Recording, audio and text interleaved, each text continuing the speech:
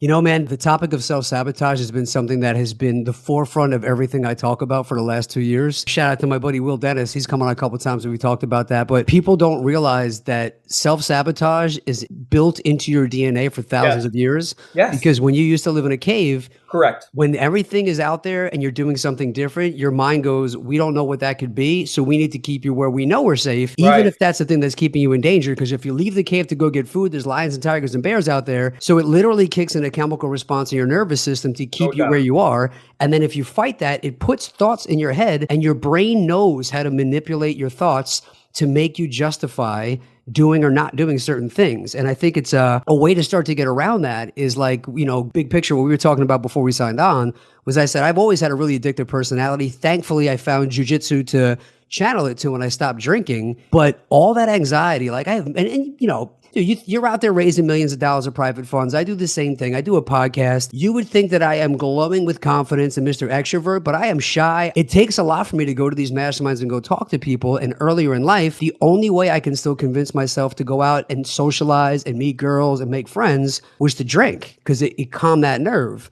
But then Yeah. you're a version of yourself that's a sloppy, crappy, dulled version of who you actually are. And now that's who people think you are. It's just such a crazy thing because the crutch of the drugs or the alcohol is to make yourself almost more acceptable, but you're not being accepted for the person you actually are because you're tainted and you're toxified. It's this self-fulfilling prophecy of like, well, now people don't really even want me around. It's like, yeah, but it's not even you. It's this drunken, drugged up, insincere version of you that you're giving people. And we are such strange creatures, dude. Our brain, our nervous system, all these different things is so crazy. So talk a little bit about how did you challenge and channel that addiction and that anxiety into a positive thing? Because I talk to investors every day, man. And guys like us, when we talk, they're always like, man, I got that kind of go big or go home thing. And I wish I Yeah. could just be normal and turn it off. And it's like, well, no, really, that's kind of what makes you you. We all have that little kind of crazy switch in us.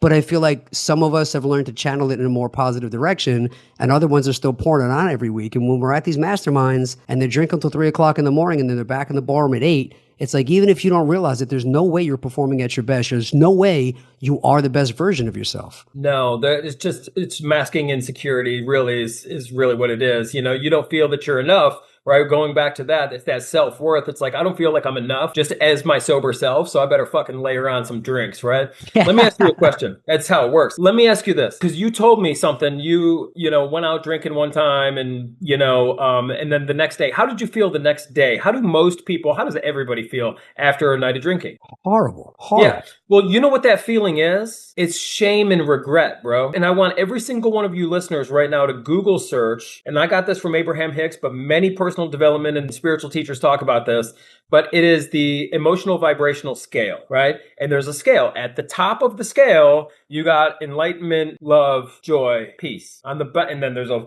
whole array of emotions. And then at the bottom of the scale, there's two. The two lowest of the low is shame and regret. Okay? So since we're spiritual beings having a human experience, right? We are going to create and attract in our life really the vibration that we are vibrating at, right? When we're in a high vibe, we are going to manifest and create high vibe shit into our life. When we're at a low vibe, we are going to manifest and attract that into our life. So what we must do, since we're spiritual beings having a human experience, we must know that, we must check in with that. And have you ever heard this term like trust your gut or listen to your intuition or listen to that inner voice or listen to your conscience? It's the same thing. We're talking about the same, definition, many different ways to say the same thing. But what that is your higher self, bro. So since you're a spiritual being having a human experience, you have these desires. When you feel this desire, you would not have the desire unless you were supposed to be it, right? You would not have that desire unless you were meant to be more. You would not have the desire unless the higher power, we'll call it God for this conversation, had this in store for you. Like you are capable of these things. So when you have this vision of yourself, the best 10.0 version of yourself, immediately on the spiritual realm, that gets shot out into the ether, right? It's like this version of you that's out there. It's all possibilities. You can get into quantum physics. You can get into many different ways. Science proves it. Religion proves it. Spirituality. It's all this shit. So it's that soul energy, that God energy, that version, that high 10.0 version of yourself is created.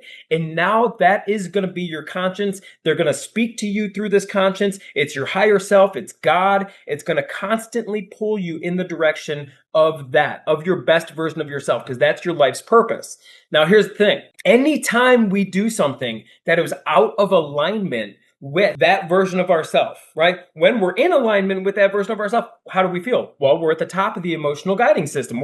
We feel good. You feel good. You have these emotions. It's a powerful tool. When you're in alignment with who you are meant to be, you feel good, right? When you are out of alignment, you feel bad. And what are the two bad feelings that you feel? Shame and regret.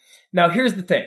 What we must do is every single moment, every single day, we must constantly be present and remove anything from our life that creates the smallest amount or any amount of shame and regret. And you might be thinking, I get this a lot. Oh, Dave, I'm not shameful of anything. I never did anything that bad. I'm not as bad as Tony over there. I'm not as bad as Jimmy. We're comparing ourselves, first off, right? Are you telling me there's nothing that you're shameful or regretful for? Some people say, well, I never killed anyone. I never did anything bad. You may not be carrying around a 100-pound piece of shame, but more than likely, you're carrying around 100 little 1-pound shames, right? Are you a married man, but you're still scrolling social media, checking out other women online? Well, yeah, that's not that bad. Okay, let me ask you this. This is how you know if you're in alignment or not. If your spouse caught you doing that, are you fully open? Would you feel any embarrassment or shame about it whatsoever? Well, yeah, but this is... Yeah, that means you shouldn't be doing it. You are out of alignment. We must pay attention and avoid anything that creates any bit of shame and regret whatsoever. It could be drinking alcohol. Sure, you might get a euphoric state of you're going to change your state of mind. You're going to feel good on any drug or alcohol or vape or pornography or scrolling social media, looking at things you shouldn't be looking at, right? All of that creates a form of shame and regret because you shouldn't be doing it. You must listen to that inner voice.